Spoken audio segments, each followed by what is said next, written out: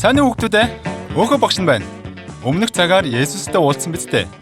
Есүс ирээс галзаагүй миний төлөө ирсэн гэсэн. Миний төлөө. Яг тийм. Есүс бид бүгдийг аврахын тулд ирсэн шүү дээ. Гэхдээ авралыг яаж авдаг юм бол? Авралыг Бурхны ивэлээр л зөвхөн үнгүй авдаг юм. Үнэгээр үү? Тэгвэл бид юу ч хийхгүй байхад болох хэрэггүй. Есүс Христэд итгэхэд л болно шүү дээ. Зүгээр л итгэхэд болох юм уу? Тийм ээ. Тэрийг чинь л итгэл гээд байгаа юм. Итгэгч асуудал биш л дээ. Нэрээ тийм гэж юу? Өнөөдөр тэгвэл итгэлийн талаар ярьж өгье. Тийм ээ.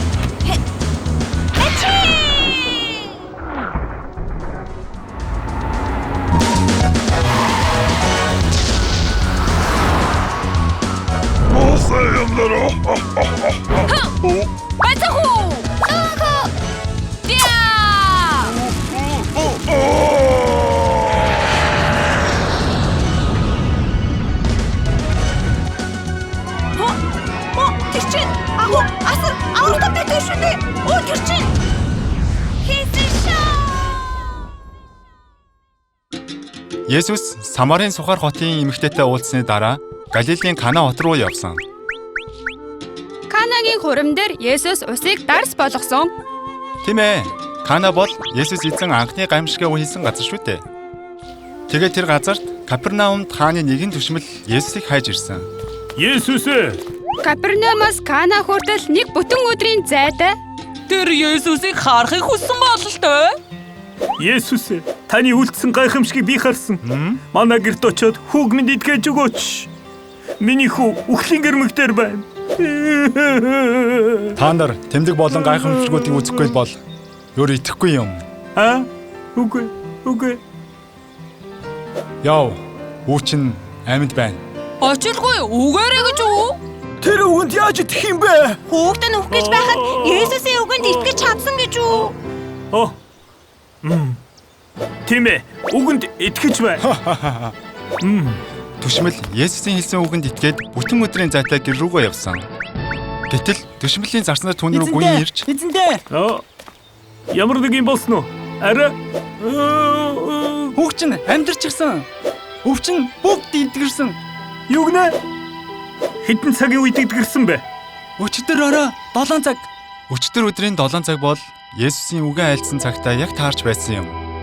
Есүс ээ. Баярлаа. Түшмэл Есүсийн үгэнд итгэсэн байх нэ. Яг тийм. Хааны түшмэл хүүгийнхээ эдгэрлийг нүдээр хараагүй ч Есүсийн үгэнд итгэсэн юм. Энэ явдлаас хойш түшмэлийн гэрийнхэн Есүст итгэсэн юм. Ястаа агуу юм аа. Үүний дараа Есүс үйлчлэлийнхээ 2 дахь дээгүүр өнгөрөх баярт оролцохоор Иерусалим руу явсан. Тэнд очиод нэгэн өвчтөнтэй уулзсан. Есүст итгээрэй. Өвчтөн хүн биш эрүүл хүн юм шүү. Есүстэй уулзсан учраас тэрэ. Яаж? Би 38 жилийн турш өвчтөй байсан. Хинч миний өвчнийг эмчилж чадаагүй юм. Ганц найдвар бол Бетсайда зүрмд орох байсан юм. Бетсайда зүрэн бол тэнгэр элж буун ирж усыг хөдөлгөх үед хамгийн түрүүнд орсон хүн ямар ч өвчнөөс эдгэрдэг гэж яригддаг газар юм. Нэрээ юу? Зүгээр л үлгэртүүд зүйл. Миний хувьд Бетсайда зүрмд орох нь цор ганц найдвар байсан юм. Гэвч өвчтөй намайг цөөрөмд оруулж өгөх хүн байгаагүй юм аа. Есүс цөөрөмд ороход тань тусалсан байх нэ? Үгүй дээ. Тэгэх хэрэг байгаагүй. Би тис өөр зүйлийг хайж байсан юм байлээ.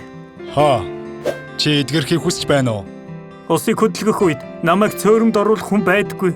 Учир нь намайг оцоор байтал өөр хүн төрүүлээд орчихдаг. Есүс тэгвэл өвчтэй хүнийг үүрээд цөөрөмд оруулж болно штэ. Өөр хүн цөөрөмд орохгүй байхаар Есүс бусад хүмүүсийн хөлийг хүлчихвэл болох нэ. За бит. Өвчтэй хүн яавал цөөрөмд төрүүлж орж болох юм болоо? Жуни, өвчтэй хүн өвчнөөсөө салахыг хүсэж байхад яагаад заавал усанд орох хэрэгтэй гэж?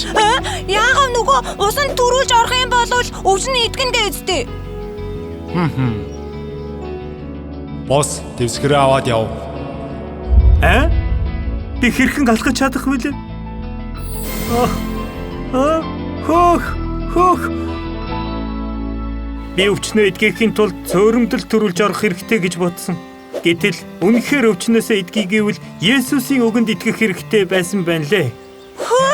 Есүс үгээрээ өвчнийг эдгээчихжээ. Тийм ээ. 38 жилийн турш өвчтөй байсан өвчтөн өвчнөөсөө салахын тулд буруу аргыг сонгосон. Тэр өвчтөй хүнд Есүс ойртоод үгээрээ өвчнийг нь эдгээсэн. Есүст итгээрэй. Есүст итгээрэй.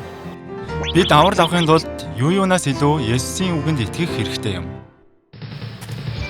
Үүний дараа Есүс ууланд гарч олон түмэнд Бурхны хаанчлалын ард түмэн хэрхэн амьдрах талаар мөн ямар ёроол хүртэх талаар хэлж өгсөн юм. Матай номын 5 дугаар бүлэгт гардаг 8 төрлийн ёроол бол тэр юм. Ёроол гэж юу юм бэ? Ёр нь хамгийн их хүчтэй байх ёстой. Юу гэсэн үг вэ? Хамгийн агуу ёроол бол мөнгө. Жинхэнэ ёроол нь Тэнгэрийн хаанчлалыг өвлөх юм шүү дээ. Сүнсэндээ ядуу хүмүүс ёроолтой Тэнгэрийн хаанчлал бол тэднийх ём. Гашуудан суусан хүмүүс ёроолтой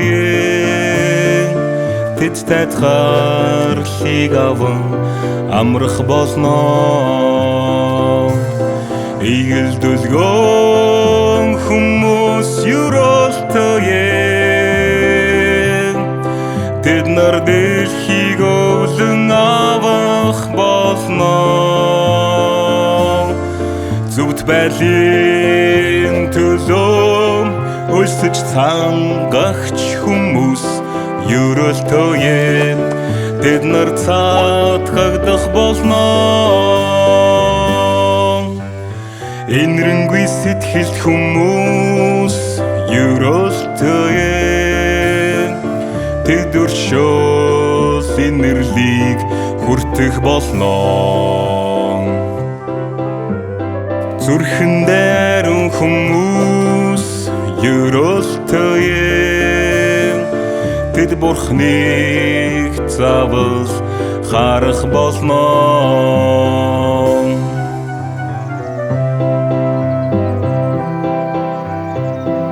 Есүс ёроол авах үнэхээр хэцүү юм аа. Жуна, би чамтай хамт байх болно. Есүс надтай хамт уу? Амар тайвныг тогтоогч хүмүүс ёроолтой тэд Бурхны охид хөвгүүд гэж сонгогдсон нэрлэгдэх болно. Тэнгэрийн хаанчлал болон зөвхт байдлын төлөө хавчигдан зовогсод ёроолтой Тэнгэрийн хаанчлал бол тэднийх ём. Тэнгэрийн хаанчлал бол тэднийх ём.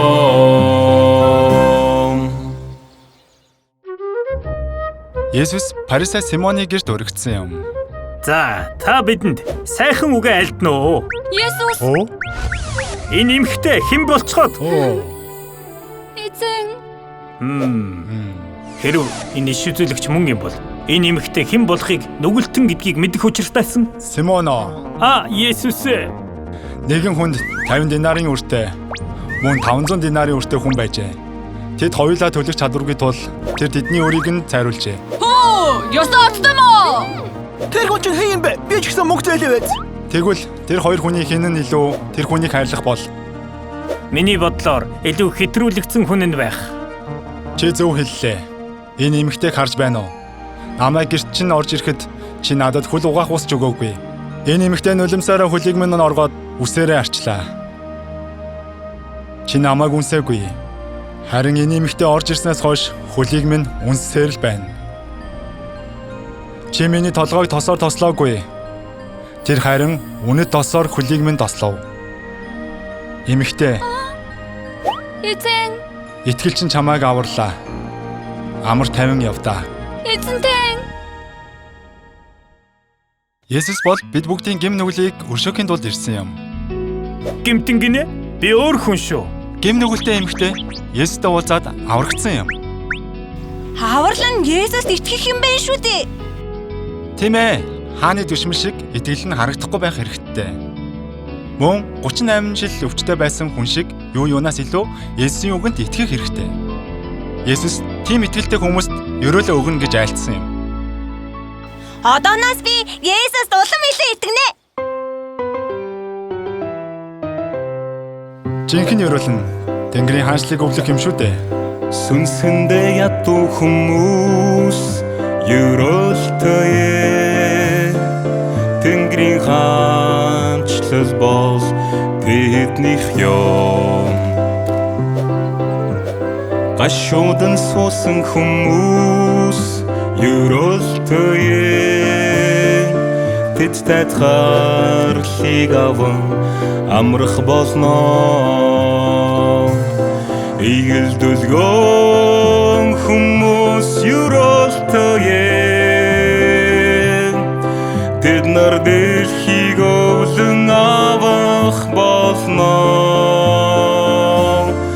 Зүвд байлын төлөө өлсөж цангагч хүмүүс ерөөлтөе. Тэд нар цаатгагдах болно. Энэрэнгүй сэтгэлд хүмүүс ерөөлтөе. Тэд өршөөл инэрлийг хүртэх болно. Зүрхэндээ ариун хүмүүс ерөөлтөе. Тэд Бурхныг заавал харах болно.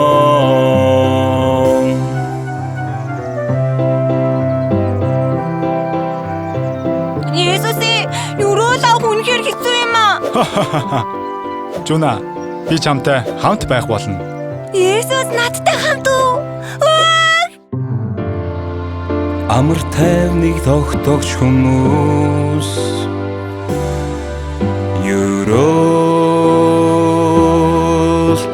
ерөөлтөе. Тэд Бурхны охид хөвгүүд гид сонгогдсон нэрлэгдэх болно. Тэнгэрийн хаанчлал болон зөвхт байдлын төлөө хавчигдан зовогсод ерөөлтөе. Тэнгэрийн хаанчлал бол тэднийх юм. Тэнгэрийн хаанчлал бол тэднийх юм.